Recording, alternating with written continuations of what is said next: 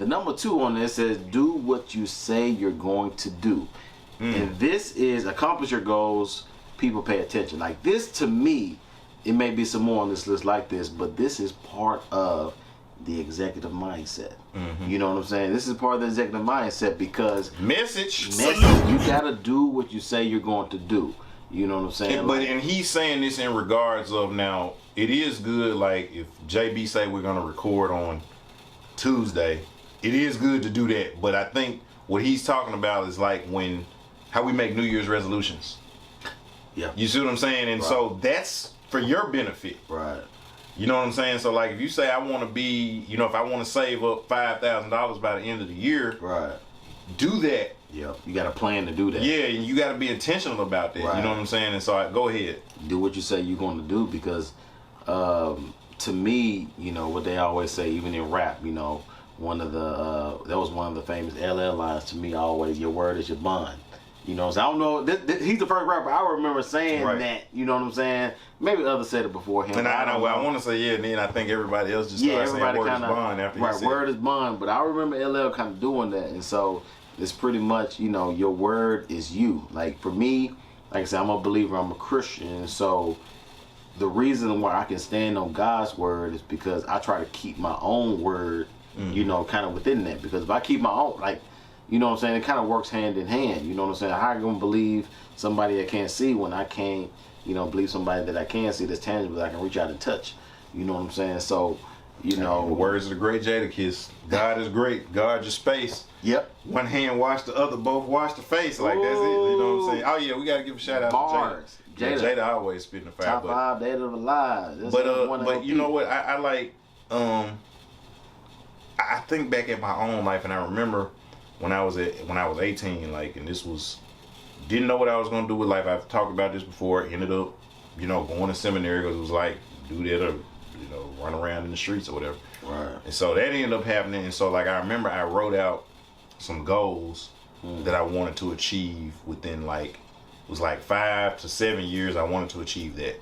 Like 7 to 12 years I wanted to achieve it. And this is the crazy thing, dude. I went back and looked at it, and if I don't think I threw it away. I got it somewhere.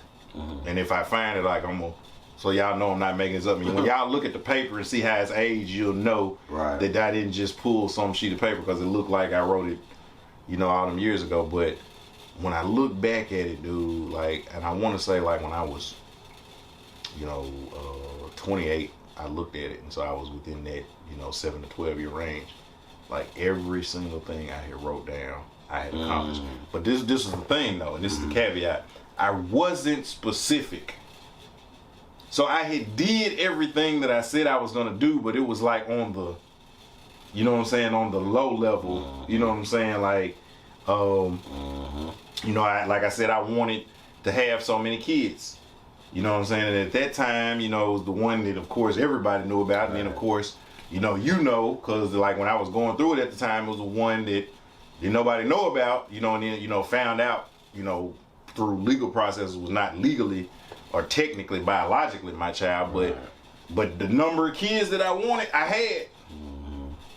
You know what I'm saying? But neither, like, it wasn't in the situation that I wanted it in. You know what I'm saying? But I had the 2 that I said that I wanted to have by that age. You know what I'm saying? Put it out there, so it's not like, I wrote this stuff down, but it wasn't specific. And so, even like at the time, I was still doing my music heavily and stuff like that. I said I wanted to have so many albums out, and I did.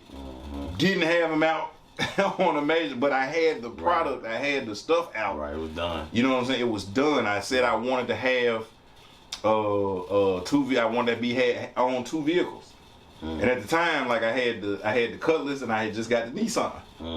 You know what I'm saying? It's like, so everything that I was saying, like, I was like, dang, like I real life did, but like I said, I wasn't specific. Right.